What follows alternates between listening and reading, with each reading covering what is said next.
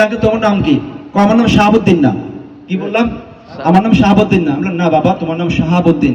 সে বলে আপনি জানেননি আর নাম শাহাবুদ্দিন না। মানে বুঝছেন বিষয়টা? মানেই হচ্ছে গিয়ে মানে ওই যে তার মনে ঢুকে দিছে। ঠিক এভাবে যারা প্রশাসনে ছিল তারা দুটা মহিষ টাকা দিছে আমাদের উপজেলা ঢোকার সময়, দেখছেন গেট।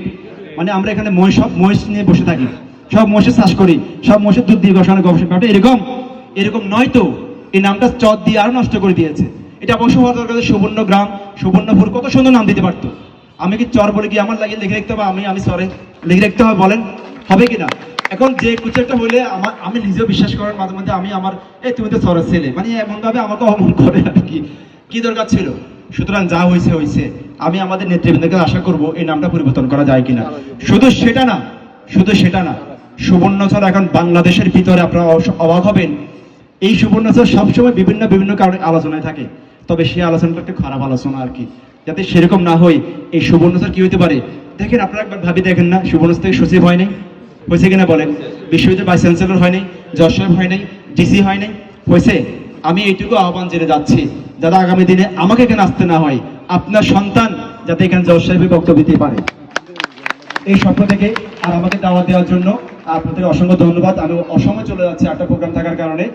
আমি সাতকানিয়া আছে। আপনারা কখনো যদি একটা কথা বলে শেষ করি, আপনাদের অনেকের অনেক আইনগত সমস্যা থাকে, পারিবারিক জমি জায়গা থাকে, আমি হয়তো সবসময় পারি না।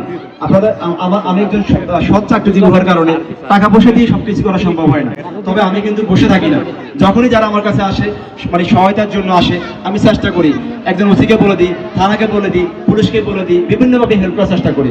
আপনার যদি কারো এরকম প্রবলেম থাকে, মনে করেন আমাকে একটা ফোন করলে আপনাদের উপকার হতে পারে, আপনাকে ডাকবেন, আমি আসবো। আপনারা আমার দোয়া করবেন যাতে আমি মানুষের জন্য ন্যায় বিচার করতে পারি, সুবর্ণচরের জন্য কিছু করতে পারি।